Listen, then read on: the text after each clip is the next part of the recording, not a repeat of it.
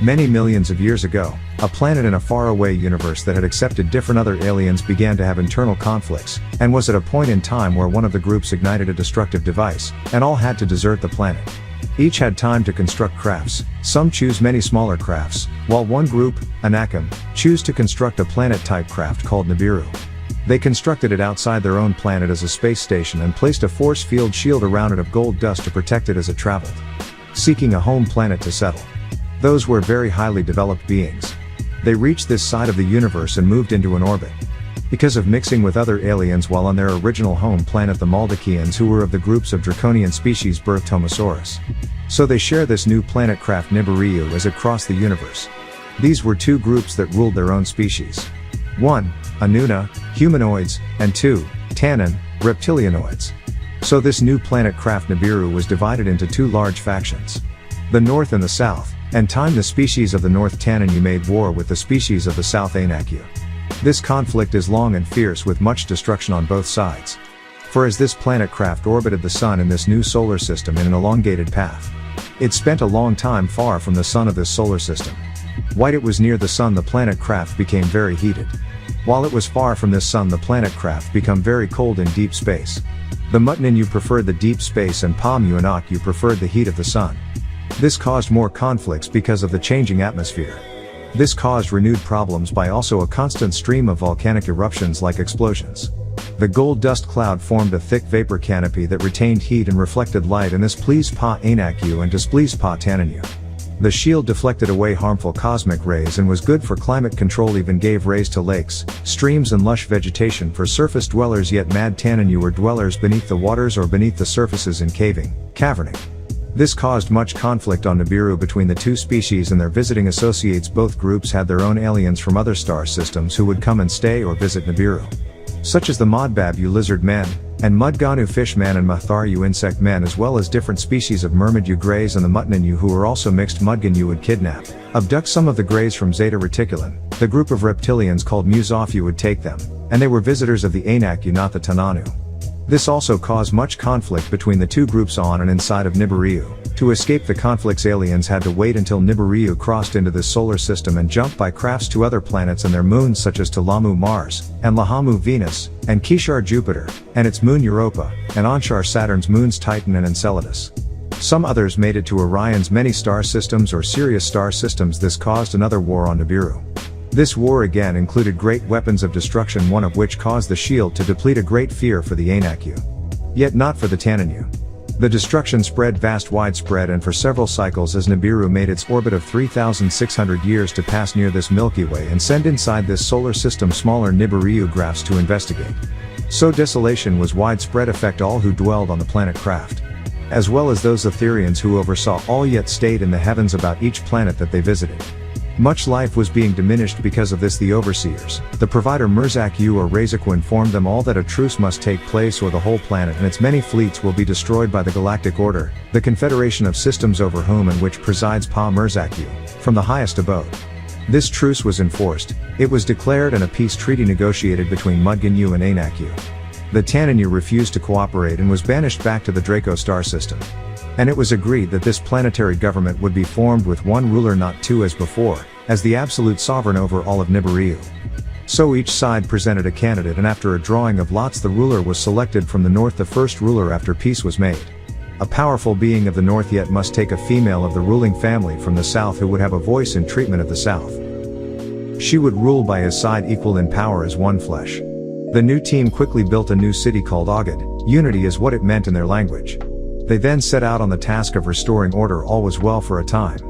Because of so many males who died in the many wars, it was made a rule that each Anaku and Doganu take more than one female, yet that the very first wife should be the legal spouse of his own species, preferred a sister by one of his own parents. This again caused problems in succession by the fact that if the consort not of the same species had a first son, does the consort or concubine son take the throne, and if already married and having had a first son by the wife of his own species, the throne would then be ruled by one side. Conflict clearly.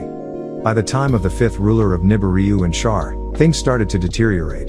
The rulers of Nibiru were, first, An and Anta, second, Anab and Ninib, third, Anshargal and Kish Shargal. Kish Shargal had a son Alam, Mudganu, father of Alalu. Fourth, Anshar and Kish Shar, and 5th, Inshar and 9shar. The fact that Inshar-gal had a son first named Alam by a consort of a different species, and this son had a son named Alalu who had a daughter Damkina. In the reign of Anshar the fourth conflict and the working together stopped. So Anshar V called out to the Murzakyu to call a meeting on Nibiru. They incarnated into human form as the intellectual elite of all the supreme beings of the Emerald Illumination, called down in form for an emergency meeting in Agata. The unity was broken. It became their own problem, not easy to contain. The Rizakyu decided, being it was a physical problem, they have to solve it peacefully physically, and departed. So both sides studied this problem and declared that it had happened before in Nibiru's past and was an inevitable consequence based on the orbit of Nibiru, so this is it. We see where it began this time around. From the fourth ruler's son Anshar-gal and Siramal, birth of a son Alam. So you ended up with Alalu and Anu, both rulers of separate species. Because Anshar gave way to his son Anshar, and Anu did not do the same when it came to Enki by Nimala consort. He gave way to Enlil by his sister wife Antu. So Nibiru's atmosphere continued to deteriorate as they moved forward toward the coming sun season, and its atmosphere was depleting fast. Who should rule, Anu or Alalu? What to do? War is what Anu feared again, as well as Alalu. Before them you had Anshar, who gave way to his son by a consort, concubine, and Duuru became the seventh ruler of Nibiru. As things grew even worse, to the point that sex was ordered, stop, no more births. Duuru's wife Doru found a baby boy at the home gate, and Duuru adopted him as his legal heir and named him Lama. With the atmosphere and life on Nibiru at a critical stage, Lama was giving two choices to deal with the problem. The first solution was to use the weapons of terror, to blast the volcano and awaken their belching to rebuild the atmosphere. The second solution is to obtain large quantities of good gold and suspend it in the atmosphere to rebuild the shield.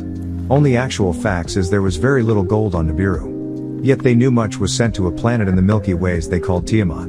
What to do, and Lama was a weak ruler, very indecisive as a leader. This caused more chaotic actions on both sides. And this led to great dissatisfaction in the high courts, to the point that some openly spoke of rebellion. This finally reached a boiling point and rebellion broke out, led by a ruler himself on a lower level. He was Alalu. Alalu ordered his followers to go to the storehouse of all the smaller weapons and retrieve them, prepare for rebellion. So his follower took up arms, yelling out, "We will replace Lama, no longer will he be ruler. We need someone who makes clear decisions, who does not hesitate. Come, let us remove Lama at his dwelling, remove him from the throne." So they went to the gate of Lama's dwelling. No, this Nwpuans Alalu himself was a supporter of Lama before this. Now he has Lama trapped on his throne in his throne room. Yet when they broke down the door to the throne room, Lama's supporters separated his family from him, while some rushed him up to the tower of his dwelling. Yet Alalu chased him personally, knowing his dwelling well. Once before him face to face, Lama felt safe before Alalu, a supporter, yet Alalu threw him from the tower, killing Lama. After pushing Lama to his death, Alalu ran back down to the throne room and declared himself ruler. Did not consult the Rizakyu or any others, even without going before the council. All the others were uncertain and unsure what to do or think of this action. He pronounced himself sovereign ruler over all Nibiru. The High Council of the planet Craft summoned Alalu and demanded that he show and prove his divine bloodline and lineage. After much discussion of who is who and which bloodline and consultation of documents. Once Alalu was being questioned, he finally declared that he was of the bloodline, being the son of Alam and Gadamal, and Alam was son of Anshargal and a consort Siramal. These females being of unrecognized bloodline, being not wives yet only concubines of former rulers. This put Alalu bloodline in question, doubted. The High Council asked at this meeting, and there was a need at this meeting to render a decision. A voice was heard at this meeting, and there was a need at this meeting to render a decision. The young prince whose voice was heard was and also called Anu. He stepped forward and declared that as a direct descendant and of pure bloodline, much purer line than Alalu. Alalu questioned, and it was declared that this young prince Anu bare the name of the very first ruler of Nibiru, who was An, and that his sister wife bare the same name as the original An. She was Antu as well, putting him 8 in line from the first, and pure-blooded, pure seed, pure records, and many yelled out, "It is true." So he was called up front to recite his family line down to himself. The young prince did just that. "I am Anu, trace back before disruption of our pure family line. And an Antu, Anab and Ninib, Kish Shargal and Anshargal, Kish Shar and Anshar, 9shar and Anshar, Dur and Doru, and Lahama and Lama. Am Anu of the pure blood, not related to Lama, who that one killed with his own hands." Voices were risen in anger, yet calmed down because Anu had a better claim to the throne. The High Council wavered in favor of Anu, and then brought Alalu forward to inform him of the choice and the new claim. They all knew that if Alalu wished at this point, he could restart an all-out war with a single word. The whole hall became completely silent, not a word, as all eyes focused on Alalu. Alalu, knowing that Anu by his bloodline had a great deal of support in the High Council. So Alalu spoke that his voice would be heard. Let my words be known at this place and time. I, Alalu, son of Alam and Gadamal, and very proud of my divine bloodline as a Mudgan you of the Mutnan, you have this to say. I offer this compromised, only, that I, Alalu, would retain rulership, yet Anu would be made my heir and crown prince. Anu is to agree, and as such is to wed one of my own daughter to seal the covenant. This is the one I offer before you all. Her name is Nwpu. She is my favorite, wise and trusted.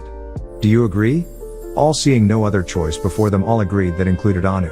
From there Alalu then moved swiftly to construct a fleet of 20,000 Kabata, to be manned by 1,000 of his Mushnanu, Shananu, Strong's number 8,136. His plan was to go to Nwpu in order to retrieve the good gold. Something he had planned a while back, as he would visit Nwpu, and had set up his cities, is what is now South America. This secret plan was leaked and their crafts crushed by the Draconians. None of them returned with the good gold. Alalu then ordered that the weather weapons of Nibiru be destroyed, and that was done. And there was a great deal of expectation that this good gold would solve Nibiru's worsening climate problems. It did not come to pass. All the Nibirians began to blame and turn against Alalu when his family was in danger. The Nibirians ceased to revere their ruler Alalu. Instead of relief, misery did he cause. So this gave Anu his chance. He openly challenged Alalu to hand combat, the winner to be declared the sovereign ruler over all. Alalu agreed, and after a fierce conflict that lasted between the two for 3 days and 3 nights, Anu defeated Alalu and assumed the throne. Now Alalu, remembering what he had done to Lama, and fearing the same fate for himself what Lama suffered at his own hands, Alalu ran to gather up his family and devotes rushed to his private spaceport, and with armed Amadat flying pillars and Magalot flying rolls, some for passengers, others for weapons of smote and fire, armed with nuclear weapons, his destination was set. Return to Nwpu, Earth. Across to the west to his city Pumapunku. He is the builder of the great city in South America. Pumapunku was built in one night by a grand holographic, 3D computer printer. The graphics design of each kind of stone is pre-designed, and the complete structure pre-designed to know exactly where each stone inside and outside is to be placed, and an anti-gravity, levitation device in place, so it's all pre-ordained and pre-programmed. Above the selected place then built from the top down, as each stone or other structure is shaped without the sound of a hammer nor the sweat of a workman brow. This is also how the pyramids in Egypt and other places on Earth was constructed, by aliens and their human worker slaves around the planet. By grandmother crafts such as the one described in the Christian book of Revelations chapter 21. It's all done in pre-programming then from crafts above, and then assembled by the push of a button. The part the humans play is prepare the foundation or substations. Alalu, who was a Anunnaki, worked with those of Kama Pleiades Pa Mukmayu, later called Kim, for its cluster of 7 suns or stars and symbol. They were the original Nordic race on Earth with Rh- blood type, and they worked with Alalu in South America. So his plan was unknown to others, only to the Kamayu, who let him use their crafts chariots. So he and his hurried and enter a sham rocket missile casting forth chariot and was blasted away for Nwpu. This was his chosen destination from the very beginning. For planet Earth Alalu set his course. Alalu knew that at least he'd be exiled from Nibiru, and at the worst he'd be killed, as he had killed Lama to usurp the Ashash throne. So he fled with his family and some devotees and their crafts with one course in mind, Nwpu, Earth. During his time as ruler he had studied the many old records, star maps, and visited planet Key, Earth a few times to set up a safe place. And a vacation resort, as did many other aliens this and other planets. So he knew that there was much good gold to be found there. According to the ancient reports, vast stores of good gold sent there by asteroids. Knowing it was only in time that he would be removed from the throne, he prepared. So it was time with little choice for him and family fears. So he set his course for Ki, Terra, Nwpu, some of the many names used for it by the many aliens. Know that by this trip he would have to overcome many perils along the way. Encountering the fearsome asteroid belt, he ordered his pilots to blast a safe path through it, using his craft's nuclear missiles and lasers. Once a clear path was cut, the fleet of crafts set out for Earth, falling towards the planet and finding it in the throes of the last ice age. He had to decide between attempting a splashdown in the waters or a landing in the temperate zone. He decided on land in the red zone, or Nwpu. Being of the reptilian offspring a Homosaurus. He ordered his pilot, who piloted the craft as best he could, to a rough crash landing in the red zone, Mesopotamia Valley. All was safe with little damage to crafts. Alalu was the first to exit his damaged craft. Testing the air for all others in this the red zone, for his cities were originally in Nwpu, the green zone far to the west of this place. So testing the air and the water, he ordered all to exist and that it was safe. They set up camp. After 1 year he decided it was time to now venture westward and along the way to explore the planet. Once they reached Ganawa, Africa, he noticed that it was the most beautiful place he had ever seen. Finding there a lush world of sweet fruits and plentiful life. He found that on that part of the planet the sun was very hot and bright. He had to cover his large eyes. And the Kamayu who accompanied him with their pale transparent skin, thin transparent fur and colorless eyes could not continue with him. They returned eastward, then north to what is now Scandinavia, as the Norse to birth the Nordics. He thanked them and they departed for the northeast, safe for their physical. Alalu and family covered their eyes as they kept traveling westward. Once in the south of Africa he found what he had originally came to this planet for: good gold. From North Africa to South Africa, gold and more gold, and that gold was good gold. He was ecstatic at this find. Alalu set up altar Mazbuk with a tall tower Magdal antenna in order to Debur commune with Nibiru. He wanted to send a signal upward to Nibiru. All the way to another world. To inform all that he had found the pure rich gold needed to save Nibiru. The gold of salvation. It is I, Alalu, who have found it. I can change the fate of Nibiru. It is in my hands. To me you all must give heed. Upon hearing this news up on Nibiru, it was given to Anu and he was astounded. He was shocked to know Alalu was still alive, let alone on another planet. And that he found the needed gold. Not so happy was Anu. At this message of the needed gold being found by Alalu and that he is alive on another planet inside the Milky Way. How did he survive the arduous journey? Anu and his sons Enki, who is Nutamute, and Lil, who is Nunar, and his daughter Nima, who is Ninkursag, and the many onlookers, other children and his counselors, are all stunned to that they actually must believe that Alalu must be lying and faking this transmission from somewhere on Nibiru's lower realm.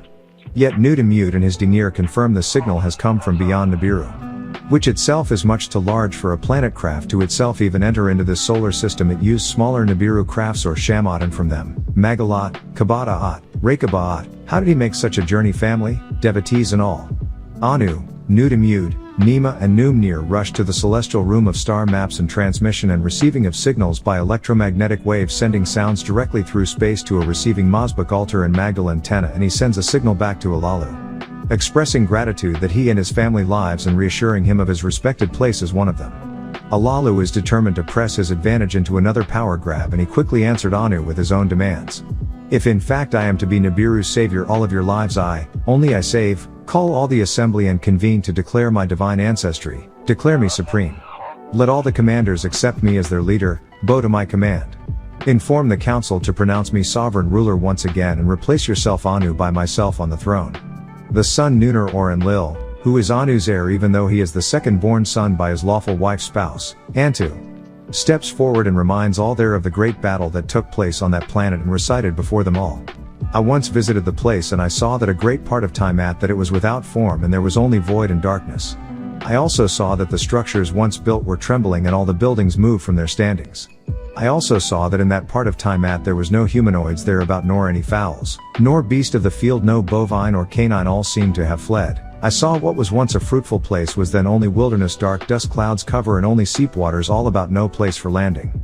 So Nunar let his voice be heard, the whole land was only desolate, I have seen it. Then the first son of Anu by Nimel, sister of Alalu, steps forward to be heard.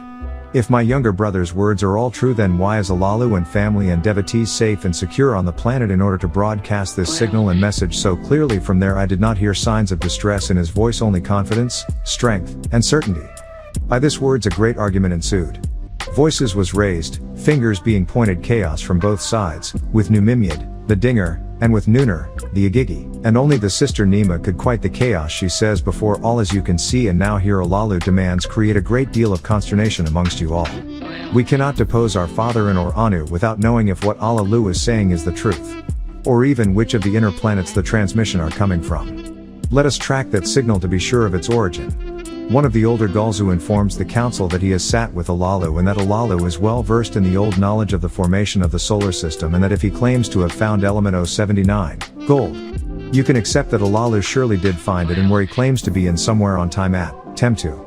Again Nunar or Nimla once again reminds all of them and the assemble that this Alalu is not to be trusted. All his reign on Nibiru brought us calamity, war, killings, chaos. And the fact that he lost the throne to my father Anu in a righteous combat is our law. And I am to be the next ruler of all of Nibiru. As his rightful heir, looking straight at Nutamute or Enki, who was not yet known as Enki, only Ea, he whose abode is the water, being part Mudganyu on his mother Numel or new side.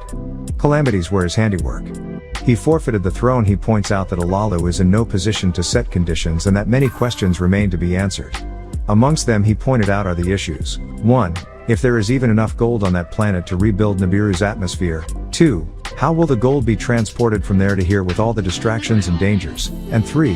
Who will lead this exploration and labors? Meanwhile, while Alalu is informed of these deliberations and agrees to send proof of his claims along with an account of how he made it to the planet. Once this final information is received, Alalu demands to be made sovereign ruler once more. All those on Nunar's side, the Igigi, are all appalled that Alalu used weapons of terror to blast his way through the asteroid belt. As was the star maps showed from their sun Shamash, Apsu, Mercury Mumu, Venus Lahamu, Chi Tiamat, and Mars Lamu. There is the asteroid belt, and beyond it is to be found Jupiter Kishar, Saturn Anshar, Uranus Anu, Neptune Ea, and the wild one Pluto Gaga, for the destruction that it could have caused. And Nwpu yelled out, yet it did not. That is the fact of this matter.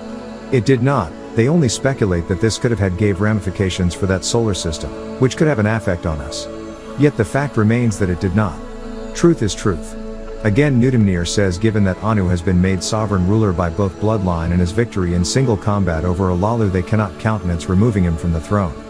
Once again, Nwpu, who is well known impressive for his right knowledge, right wisdom and right understanding, who is well respected by the elders and advisors, then makes a proposal to the council. As Anu's firstborn son of Nwpu, the very sister of Alalu, this makes me uniquely qualified to mediate this issue. My beloved father by birth and seed as ruler, Alalu by marriage my father also, to bring the two groups into unison was my espousal's intention. Let me be the one in this conflict to bring about a resolve. Let me be Anu's emissary, go to Alalu. I will by my own self go to Tiamat to investigate all you seek to overstand. I will only ask to enter as etheric and incarnate into flesh once there, to avoid the asteroid belt and its many dangers, to be able to shapeshift, transform. All looked at one another and all agreed. Yet Anu the Most High said, you will first have to reconstruct the damages of that planet, of the planet upon which you plan to land. Nwpu agreed, only with the help of my helpers. All agreed that at the head of the next cycle that his helpers would make a way for him on Earth's planet, and it was granted. A special craft was designed for him, a whirlwind Marwak, and he is to be transformed into a Merwak, one of wind, soul, to move through the asteroid belt without interference of anything. So before them all, Nwpu had offered to lead an expedition to Tiamat to confirm Alalu's discoveries and to return to Nibiru with some of the good gold. And Alalu would then be declared sovereign ruler and he be in line as his heir. Nwpu's rival objected, yet Anu agreed to part of his son Nwpu's idea and declared him before all to be called Enki, master of Chi or Tiamat, and the proposal was transmitted Alalu, who agrees to it. Enki is to depart first on his own. A large celestial craft is also constructed to carry 49 others to follow if all is well on Chi. These are to be the Anunnaki. A scan of the planet shows that it was still on that part without form, and it was void and dark, caused by a dust cloud that blocked the sun's rays, and they could only see deep waters. Yet the best for that is Enki, who was named also Ea, abode of the waters, so he could breath underwater, have gills, as well as on dry land. He was a Homosaurus, a giant of a man in stature.